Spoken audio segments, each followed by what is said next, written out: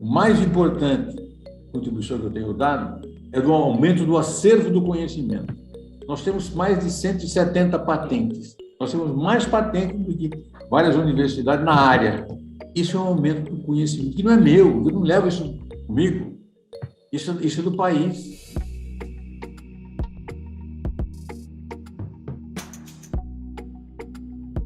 Olá, pessoal. Começa aqui o programa Biografias. E aqui é o palco, você já sabe, das histórias que motivam, transformam, inspiram, transpiram, vou repetir, transpiram e deixam cada qual o seu legado. Tudo parte da realização de um sonho, de uma atitude arrojada. Que o melhor ingrediente para transformar todos esses componentes em sucesso é o trabalho. Hoje temos a honra de receber um dos principais empresários do Brasil, Dr. Ugari de Castro Pacheco, fundador do Laboratório Cristália, um dos mais representativos do segmento no Brasil. Dr. Ugari, olha, que honra tê-lo aqui no Biografias para contar um pouquinho dessa história que a gente tanto admira. Seja bem-vindo. É um prazer conversar com você, é um prazer estar no seu programa. Disponha da gente. Com certeza. Aliás, tive a honra também de estar com o senhor há alguns anos, quando o senhor fez um depoimento para o livro deste amigo aqui, que eu escrevi, do Celso Ricardo, do grupo CRM, hoje, né, detentora Copenhague, Lindt Brasil, Chocolates Brasil Cacau, mas que era, né, o presidente da Virtus Laboratório.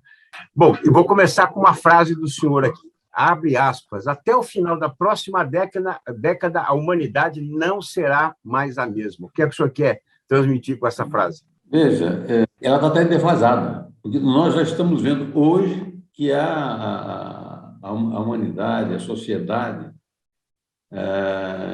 não é o que foi há algum tempo atrás. Eu vivo brincando aqui com colaboradores, com o pessoal, às vezes perguntando, me diga uma coisa, tal palavra ainda existe? Diga, usava naquele tempo, e que hoje eu falo e ninguém sabe o que é. Então, mas não só nesse sentido. Na realidade, o avanço tecnológico que tem acompanhado o homem é de tal ordem que me parece um mundo irreconhecível para uma pessoa de 30, 40, 50 anos atrás. Isso vai se acentuar, porque a velocidade do desenvolvimento, que é muito mais rápida do que foi há algum tempo atrás, do que tem sido ultimamente. Pensar em determinadas coisas que estão prestes a acontecer, você fala como se fosse um sonho, como alguma coisa que saiu do imaginário. Quando eu falar para você de algumas das nossas inovações, isso vai ficar bem evidenciado. Eu até comentava com um amigo, né, que aquela frase do Juscelino, né, 50 anos em 5, acho que está acontecendo mais agora, talvez, do que naquela época, né? E nessa linha das palavras, né, que a gente usa, que se reciclam, né, essa tal de inovação a gente chegou a chamar de progresso lá atrás um dia, né, e hoje é a mesma coisa, mas, claro, né, com outra denominação. Conta um pouquinho, então, Dr. Pacheco, para a gente sobre a família Pacheco, como é que é essa cor local, o papai, mamãe, né, irmãos. Vou lhe contar um episódio interessante que ocorreu há cerca de uns 10 dias atrás. A minha esposa, periodicamente, recebe um grupo de amigas para passar um dia descontraído. Eu sou o único marmanjo nesse grupo. Ela me chama para estar junto, eu estava junto com elas nesse dia. E lá para as tantas, uma das amigas da minha esposa perguntou, doutor Pacheco, o senhor nasceu em berço de ouro, não é? Aquilo me chocou. Nunca me passou pela cabeça, nunca pensei em alguma coisa parecida. Eu devo ter chocado mais a ela quando eu disse o seguinte, na realidade, eu sou oriundo de uma família muito humilde. O meu pai ficou órfão de pai e mãe aos 6 anos de idade e foi criado pelo que antigamente chamava o padrinho e teve a oportunidade de cursar apenas no curso elementar regular. Posteriormente, ele nunca me falou disso, mas eu fiquei sabendo. E, na realidade, ele era um serviçal, era alguém que prestava serviços para a família, que o acolheu. Mas ele nunca reclamou. Ao contrário, ele foi tão grato ao que ele julgava a oportunidade que o padrinho tinha lhe dado, que quando eu me formei em medicina, ele fez questão de me levar até a casa desse cidadão para me apresentar a ele e dizer, olha, consegui formar um filho. Quando eu nasci, meu pai era cabo. Só para você ter uma ideia, era realmente bastante simples, bastante humilde. Posteriormente, dentro da corporação, dentro da força pública de São Paulo, ele teve condição de fazer N cursos, fez vários cursos, inclusive de educação física, tornando-se professor de educação física, prestou concurso e se tornou depois professor do magistério estadual. Esse cidadão que não teve a oportunidade de um curso regular quando criança, teve o cuidado, o esforço de fazer com que os filhos dele, eu, meus 2 irmãos, tivéssemos toda a oportunidade de estudar, pelo que eu sou extremamente grato.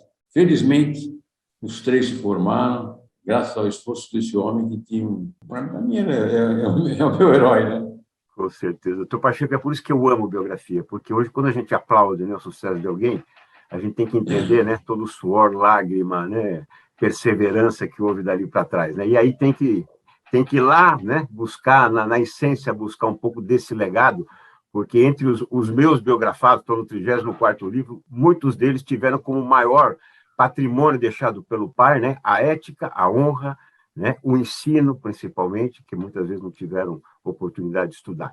E o senhor se formou pela Universidade de São Paulo. Era a única opção que o senhor tinha de se formar em medicina, porque se precisasse, talvez, pagar um curso, não haveria esse recurso. Com certeza, se fosse o caso de ter, digamos, ter que estudar fora, em algum lugar, numa universidade privada, eu não teria condições. A primeira conquista do senhor, né, lutar para entrar na Universidade de São Paulo, né, e conseguir se formar. Doutor Pacheco, depois vem a tal da residência na medicina, então conta um pouquinho, né, qual foi esse caminho que o senhor seguiu. Durante o curso de medicina, eu percebi que tinha muito mais a ver com cirurgia do que com outras especialidades. E foi o que eu fiz. Portanto, eu fiz residência médica de cirurgia geral com ênfase em gastroenterologia. Foram 2 anos de residência.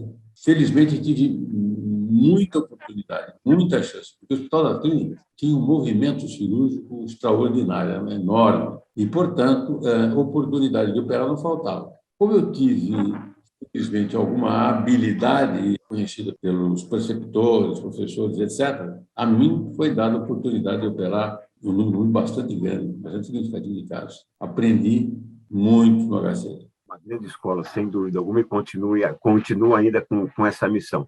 Agora, muitas vezes, doutor Pacheco, a gente, né, tem uma atitude, uma iniciativa empreendedora em função ou de uma porta que a gente abre e não se abre, né, de um erro, né, ou às vezes de um problema que a gente está enfrentando e aquilo se torna uma oportunidade. Como é que nasceu a Cristália? Imagine um recém-formado, recém concluiu a residência médica, ser procurado. Eu estava dando plantão à noite no HC, quando surgiu um ex-colega de faculdade, um cidadão que tinha feito a mesma faculdade na USP e tal, mas formado 2 anos antes, e que tinha ido clinicar na sua cidade natal, que era Itapira, no interior de São Paulo. Quando ele foi para Itapira, ele imaginou que seria recebido com tapete vermelho. Afinal de contas, o primeiro filho da cidade formado na USP. Todos os outros tinham se formado no Rio de Janeiro. Nada contra, só que era um grupo completamente distinto. E a ele foram criadas inúmeras barreiras. Por exemplo, ele era cirurgião, ninguém opera sozinho. Para conseguir alguém para auxiliar era uma dificuldade enorme, porque todo mundo estava ocupado, não dava para atender, não dava para ajudar. E isso ele aguentou por 2 anos. Até que houve um caso emblemático em que ele atendeu um menino que foi... Não sei se você deve ter visto esses tanques de cidade do interior, apoiados em 2 colunas de tijolos. Assim. Ou seja, o moleque foi subir naquilo, que ele virou, caiu em cima dele e deu um esmagamento de tórax. Quem foi esse meu colega? Que, para manter a vida do menino, teve que ficar oxigenando horas, de encontrar um cidadão para ajudá-lo. Para mim, esse foi digamos assim, o fenômeno final que o fez e ir a São Paulo buscar alguém para ajudá-lo. Bom, foi quando ele apareceu de noite, eu estava dando plantão, e fui falar com a enfermeira-chefe, se ela tinha alguém para indicar, alguém que fosse um pé de boi, eu queria um cara para trabalhar. E a enfermeira me indicou. Ele me ofereceu casa, comida, roupa lavada, fez uma proposta que, para um recém-formado, era irrecusável. Caixa única no consultório. Ele tinha um consultório bastante grande, ele atendia muita gente, ele era bom clínico também. Eu não podia operar porque não tinha quem ajudasse. Mas ele me ofereceu. Tu tocaste metade da caixa do consultório, caixa única na cirurgia, que nós operamos racha por 2, e vou te arrumar um emprego na cidade. E, de fato, me arrumou um emprego num hospital de psiquiatria. Eu que não entendo nada de psiquiatria. Mas era para ser clínico, porque o paciente psiquiátrico também tem gripe, tem apendicite, etc. Tem que ter um clínico para atender como retaguarda clínica dos psiquiatras. Muito bom. Então, eu vim para Itapira com esse emprego no hospital, que era o maior hospital da região, o Bairral, e essas condições que esse meu colega tinha me proposto. Nós formamos uma dupla que casou muito bem, casava muito bem. Mas a coisa deu tão certo que, em 6 meses, nós compramos um imóvel e montamos a Clínica Médico-Cirúrgica de Itapira. O que era isso? Nós dois convidamos mais alguns médicos que trabalhavam nesse bairro, de outras especialidades, para compor o corpo clínico. Fomos além. Em São Paulo era comum ter convênios médicos. Mas Itapira não. Itapira nem passava pela cabeça de ninguém. Então, nós resolvemos propor um convênio de assistência médica aos funcionários das indústrias e das empresas de Itapira. Mais 6 meses, nos primeiros 6 meses, nós compramos esse imóvel e montamos a clínica. Em 6 meses depois, nós tínhamos praticamente 80% das empresas razoáveis de funcionários conveniadas conosco. Foi um sucesso, assim, extraordinário. Deu certo em todos os sentidos.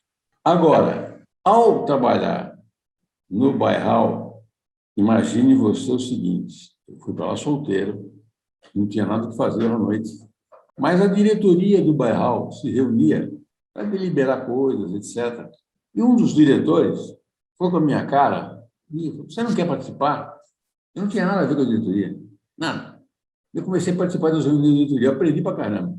Como eu rodei em todas as clínicas cirúrgicas, inclusive ginecologia, eu passei a atender também ginecobstetrícia. E foi um sucesso a clínica. E durante digamos assim, aquela experiência que eu tive na diretoria do Bairral, eu conheci um cidadão que era o provedor do Bairral, chamou-se João Maria Chevanato. E nos tornamos amigos e tal. Algum tempo depois, esse João Maria Estevanato teve a ideia de montar uma clínica psiquiátrica própria dele. Mas não dava para montar sozinho, então ele conseguia sócio. Eu entrei na sociedade com ele e nós fomos em busca de um imóvel onde nós pudéssemos montar esse pequeno hospital de psiquiatria. Eis que uma unidade hospitalar que tinha sido montada alguns anos antes, em Itapira, no prédio do que tinha sido um hotel, foi colocada à venda. Nós começamos nesse hotel de 60 leitos. Foi tão bem, em dada altura do campeonato, ele chegou a ter 600 leitos. Era um tal.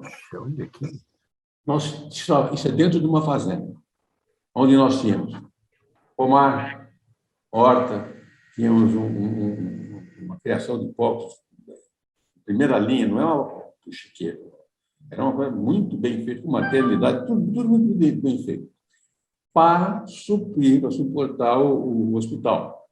Até onde era possível a gente produzia para nós mesmos. Agora, para baixar o custo operacional desse hospital, só se eu fizer remédio. Você está louco? Você não sabe como é que você vai fazer. Mas eu, como aquela história do menino do passarinho, chato pra caramba, eu fui chato a ponto deles concordar, tá bom. E assim foi feito. O primeiro laboratório, 1.000 metros quadrados. Antes, eu tinha um amigo que era professor do ginásio, do colégio local, estadual. Fulano, faz um favor para mim. Me seleciona 4 dos seus melhores alunos, pobres, e me encaminha. Por que você quer? Me encaminha. E daí, eu peguei, por que pobre? Porque o riquinho, na primeira dificuldade, ele desiste. Olha isso. O pobre precisa trabalhar, então ele precisa perceber. Valoriza a oportunidade, né, doutor Pacheco? Valoriza, sem dúvida. Então, eu fui a São Paulo no HC e consegui estágio para os 4 na farmácia industrial do HC. Conclusão da história. Eles passaram a adquirir condições de tomar conta daquele pequeno laboratório que nós construímos ali. E foi o meu primeiro erro. Olha.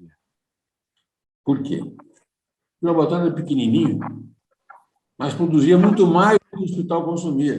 Vou fazer o seguinte, vou participar de licitações públicas, assim eu não preciso ter habilidade para vender, ou você ganha ou você perde, e para colocar o excedente. Aí eu cometi o segundo erro. Tem lá licitação de 10 milhões de comprimidos de qualquer coisa. Eu falei, puxa vida, eu tenho capacidade para fazer esses 10 milhões, mas eu não vou ganhar 10 milhões. Se ganhar, vamos supor que eu ganhe 5. Então, eu vou botar mais do que os 10. Tirando o que eu vou perder, vai dar o que eu tenho. Eu ganhei mais do que eu tinha capacidade de produzir. E de erro em erro nós estamos crescendo. Entendeu?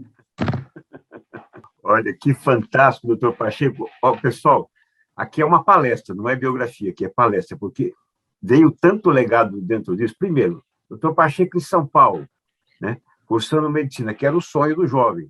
Ele aceita essa transferência depois de formado para Itapira, uma cidade pequena, quem não conhece, é uma cidade muito pequena, ou seja, né, parece um retrocesso.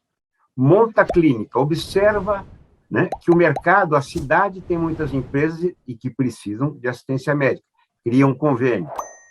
Transforma a clínica num hospital, uma atitude arrojada. Depois cria, né, a autossuficiência com a indústria de remédios e, como aí o doutor Pacheco observou bem, cometeu alguns erros, né, e graças a esses erros, que erro é assim, ou você acha um culpado por erro, ou você aprende com ele e transforma numa oportunidade. E foi que o doutor Pacheco fez. Está aí a Cristália, criada em 1972, prestes a concluir 55 décadas de uma história linda, se posicionando entre os principais laboratórios do Brasil. Eu quero só dizer outra coisa também dessa palestra, né? Esses 4 meninos que o doutor Ogari foi buscar, os pobres, ele qualificou, então já veio com a qualificação do colaborador. Isso já está na essência dele, tenho certeza. Sendo que um deles, o funcionário 0001, ele é hoje vice-presidente da... Isso é realmente gerar riqueza, né? É transformar a vida das pessoas. Parabéns. Isso é muito Quando ele começou a trabalhar conosco, ele estava fazendo o colegial. E, ao terminar o colegial, ele me procurou. Doutor, o que o senhor quer que eu faça? Posso fazer isso ou aquilo? Farmácia, química, o que o senhor acha? Eu vou lá, essa resposta você não vai ter de mim. Por uma razão muito simples. A vida é tua. Quem vai seguir depois dessa vida é você. Eu não quero amanhã ser cobrado de alguma coisa que fui eu que mandei você fazer. Se você fizer farmácia, acontece isso, blá, blá, blá, blá. Se você fizer química, agora você escolhe. Ele acabou escolhendo química, se deu muito bem, e hoje ele é vice-presidente da divisão hospitalar. Primeiro, extraordinário funcionário nosso. Parabéns ao senhor que apostou, anteviu isso, e a ele também que se dedicou e se entregou. Não, certamente ele fez por merecer. Então, Pacheco, apresenta para a gente a Cristália. O senhor falou da palavra inovação e certamente, né, ela é parte importante da Cristália, e quero até apresentar também para o pessoal, né, porque muito se tem falado num tal de IFA, que ganhou destaque aí em função das vacinas, né? E o senhor é um grande produtor interno dos IFAs, dos próprios produtos, né? Mais na metade do consumo interno, porque muito até se fala, precisa quebrar a patente de vacina, mas o IFA está nas mãos de determinadas empresas ainda. Então, que não adianta quebrar patente se não tem o IFA. Então, eu queria que o senhor apresentasse para todos nós a Cristal um pouco dessa metodologia, né, dentro do que ela desenvolve no mercado. Veja bem, eu tenho alguma dificuldade natural de falar do Cristal por uma simples razão. O senhor tem filhos? Os meninos, 18 e 21. Pedi para o senhor descrever as meninas, o senhor vai dizer que maravilhosa, uma grande coisa. É natural. O olhar do pai é um olhar com lentes especiais que transformam o objeto a ser descrito maravilhoso, né? Tem umas coisas que são absolutamente óbvias, pelo menos para mim, só vai ver que isso que é óbvio para quem quiser, quem tiver os olhos abertos. Eu não posso fazer um pãozinho, um pão francês, sem farinha de trigo. Ou eu tenho a farinha de trigo, ou eu não posso fazer o pãozinho. E se eu não faço a farinha de trigo, eu tenho que importá-la. Isso acontece com os medicamentos.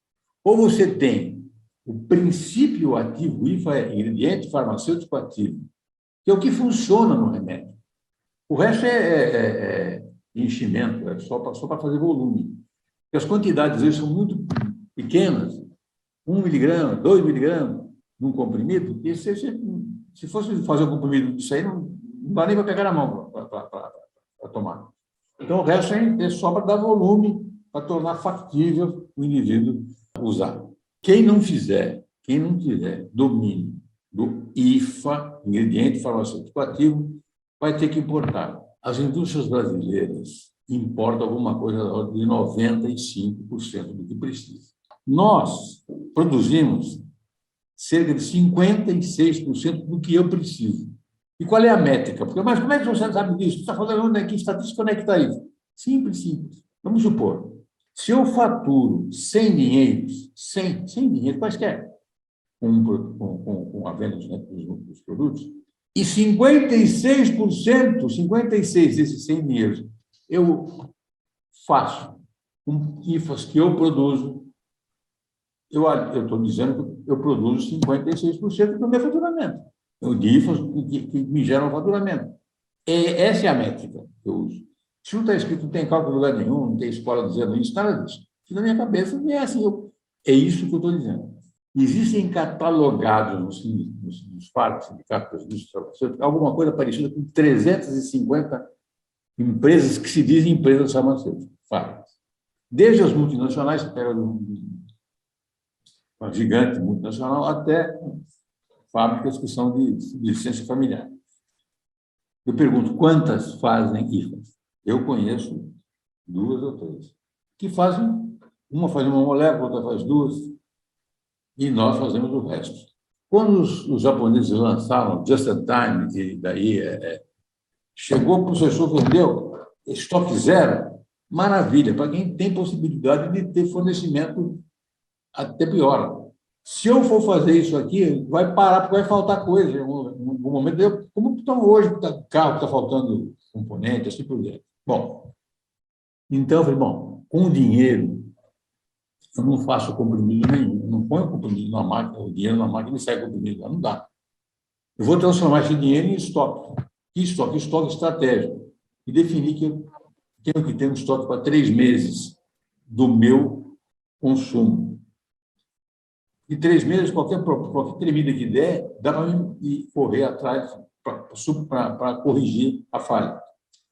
Foi por isso que, quando aconteceu a pandemia, nós pudemos atender o Brasil. Eu não sei se o senhor tem ideia, mas cerca de 80% dos pacientes que tiveram Covid grave, aqueles que precisaram ser entubados, como eu fui, olha, puxa vida, usaram o kit do Cristal, porque era o que tinha. Quando o Brasil disse, estou precisando, está aqui. E nós produzimos. Agora, nós produzíamos, só para você ter uma ideia, 4,5 milhões de kits. Não é que eles falam kit Covid, falam kit Covid erradamente, é kit de intubação, que foi desenvolvido para anestesia. Você pode fazer uma anestesia, por exemplo, uma cesárea, uma raca, não precisa de intubar ninguém. Mas se fizer uma anestesia, que o indivíduo precisa de intervenção, um outro órgão vital, por exemplo, se é pulmão, coração, o que for, precisa estar entubado. Para isso, precisa desse kit. Esse kit é composto por 30 produtos diferentes. 30. Vida, nossa. Das quais nós fazemos 24. Eu não faço todos, faço 24 das 30. No auge da pandemia, eu saí mundo afora buscando o que faltava. Eu não produzo tudo. Faço a grande maioria, mas não faço tudo. No mundo inteiro, inclusive na América Latina, e daí eu obtive respostas das associações dos diferentes países, etc., do que eles produziam. Somando tudo, verifiquei que nós somos os maiores produtores de IFAs da América Latina. Mas não fazemos tudo. Então, dentro dos objetivos, uma delas, eu quero aumentar o número de moléculas, ver se eu chego nos 30, e fazer num volume que atenda à necessidade do país. Esse é o meu objetivo de momento. Muito bem essa situação, né? E tornou a Cristália, né, esta fortaleza em função justamente dessa estratégia. E vou trazer aqui duas palavras para reforçar o que o senhor falou, né, na relação com bancos e também com o filho empresa, né, de dois dos meus biografados. O doutor Afonso Brandão Renner, da Sempre Toshiba, Sempre TCL. Né? Os bancos são muito importantes na estrutura do Brasil, mas ele diz o seguinte, né? A melhor hora de procurar um banco é quando você é um bom projeto para ele, né? Quando você não é um bom projeto para o banco, você paga caro por esse dinheiro, né? E o senhor Mário Gazin também, né, fundador da Rede Gazin, diz o seguinte, né? O primeiro filho que eu vou tomar conta é a empresa, porque ela que toma conta da família, cuida da família, né? Então, a empresa sempre, né, tem que ter esse olhar do empreendedor para que ela cuide da família, né? E muitas vezes não a família cuide da empresa. Então, acho que isso reforça um pouco esse olhar empreendedor que se tem. Doutor Pacheco, outro dos meus biografados, doutor João Shoa Cavalcante Neto, fundador da Universidade Estácio de Sá, dizia o seguinte: há uma distância muito grande entre a indústria e a academia, né? A academia fica aqui estudando, não conversa com a indústria não conversa com a academia. E o senhor, né, brilhantemente, criou um conselho na sua equipe, conselho científico que visa promover a interação das faculdades e as entidades de pesquisa, claro, tudo isso com proveito da indústria. Queria que o senhor trouxesse um pouco dessa explicação. Veja bem, desde o começo da indústria, eu percebi que existia um ranço entre indústria e a universidade. Em que sentido? A universidade via a indústria como um bando de aproveitadores que queriam se apropriar do conhecimento gerado na universidade a um custo irrisório. E o pessoal da indústria tinha uma visão da universidade no seguinte sentido: eles são muito acadêmicos. Meu Deus do céu, se os caras estão na academia, tem que ser acadêmico. Então, eu tive a felicidade de, tendo uma colega de turma minha de faculdade, professora de farmacologia da USP, e convidá-la para presidir o nosso conselho científico. Isso nos ajudou muito Não foi assim da noite para o dia, demorou. Mas hoje nós somos reconhecidos como uma empresa que tem o que contribuir e que, quando vem com algum projeto, vem falar seriamente. Nós estamos, neste momento, tratando com a Anvisa de um projeto especialíssimo que nós temos. Esse projeto, eu não estou autorizado a produzir nada, porque eu preciso que a Anvisa me diga tudo bem ou não, né? Mas nós temos evidências científicas suficientes, no nosso entendimento, para demonstrar que nós desenvolvemos uma substância que tem a propriedade de devolver sensibilidade e motricidade a paraplégicos. Nós temos um produto que é absolutamente extraordinário, não tem no mundo nada parecido, e que eu espero que a Anvisa nos autorize ao uso compassivo. O uso compassivo vem de compaixão, quer dizer, quando o indivíduo não tem esperança de mais nada, então, e tem alguma substância que pode ser que ajude, bom, tá bom, então pode testar. O nosso não é teste, não. Isso foi desenvolvido junto com a Universidade Federal do Rio de Janeiro, e está num estágio bem avançado de desenvolvimento. Então, é algo que eu considero extraordinário. Muda o paradigma. Esses milhões de pessoas que, em sofrendo um trauma de medula, acabam ficando paraplégico, tetraplégico, permanente, o resto da vida. O resto da vida é muito tempo. É muito tempo. É todo o tempo que o cara tem. O resto da vida que o cara tem. Que ela seja vivida, né, com a maior felicidade, produção, enfim, possível. E vamos torcer muito para que esse projeto se realize, porque é de vital importância, né, para o mercado, para o segmento e também para o ser humano. Doutor Gari, nós estamos caminhando para o final, né? Enfim, ficaríamos aqui horas ouvindo essa história deliciosa. E o senhor foi muito homenageado, muito premiado, empreendedor do ano pela Ernst Young, recebeu também a Medalha do Conhecimento oferecida pelo Ministério do Desenvolvimento, Indústria e Comércio Exterior, quando o ministro da pasta é um dos meus biografados, o Dr. Luiz Furlan. Também recebeu, né, outorga do Colar de Honra ao Mérito Legislativo do Estado de São Paulo e, recentemente, o troféu entre os 100 mais influentes empresários da saúde da década, com personalidades da década, como destaque pelos serviços prestados nos últimos 10 anos, que é o Oscar da saúde, né, considerado o Oscar da saúde. E já, em tom de uma mensagem final, eu queria, porque isso eu ouço muito dos meus biografados, como é que eu vou devolver tudo isso que eu conquistei, que eu recebi, né, divinamente aqui das pessoas, para a sociedade? E o senhor assumiu como segundo suplente do senador Eduardo Gomes, né, do MDB do Tocantins. Essa é uma forma de devolver para a sociedade por meio da atuação pública?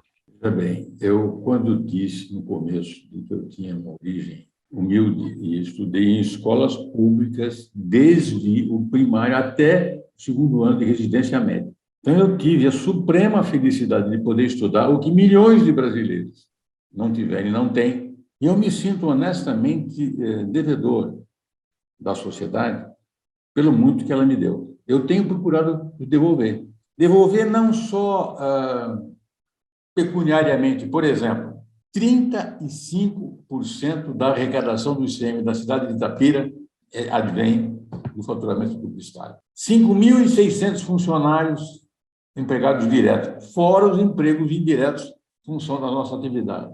E várias ações que nós temos de natureza comunitária e de apoio a entidades. Dessa maneira, eu tenho procurado retribuir o muito que eu recebi. Acho que eu tenho contribuído, sem falsa modéstia, eu acho que eu tenho contribuído para o desenvolvimento do país, porque mais do que tudo isso que eu falei até agora, o mais importante contribuição que eu tenho dado é do aumento do acervo do conhecimento. Nós temos mais de 170 patentes. Nós temos mais patentes do que várias universidades na área. Isso é um aumento do conhecimento, que não é meu, eu não levo isso comigo. Isso é do país. Então, acho que, na medida das minhas possibilidades, dentro das minhas limitações, eu tenho procurado retribuir, contribuir para com a sociedade pelo muito que ela me deu. Tenho certeza disso, doutor Ogari, e eu parabenizo principalmente por manter essa estrutura em Itapira. Eu biografei empresários que começaram em cidades com 5 mil, 8 mil, 10 mil habitantes, criaram empresas bilionárias monstruosas, mantendo a origem nas cidades pequenas. Era muito mais fácil vir para São Paulo, ir para Curitiba, ou para Porto Alegre, no caso da Vipal, do senhor Vicente Paludo, do Mário Gazinho, ou do senhor mesmo, mas vocês transformaram a cidade, capacitando a cidade, né, gerando emprego. Dificilmente há uma casa onde não tenha 1, 2, 3, 4 pessoas que trabalham na empresa, né? Então, por isso tudo, eu parabenizo também por manter essa estrutura em Itapira. E para encerrar, olha, nós temos um ponto em comum, que para muitos é virtude, mas para muitos é defeito. Nós somos corintianos também, né? Então, né? Isso é o mais importante de tudo. Doutor Gari Pacheco, olha, que alegria tê-lo aqui. Obrigado pela aula de empreendedorismo, de humanismo também. E o Biografias está pronto aqui para a gente atualizar essa história. Conte conosco sempre. Um grande abraço. Igualmente. Este, então, doutor Ogari de Castro Pacheco, fundador do Laboratório Cristália, um dos principais do segmento do Brasil, aqui conosco no Biografias. Obrigado pela sua companhia. Até o próximo programa. Inscreva-se no canal. Tchau, pessoal. Muito obrigado.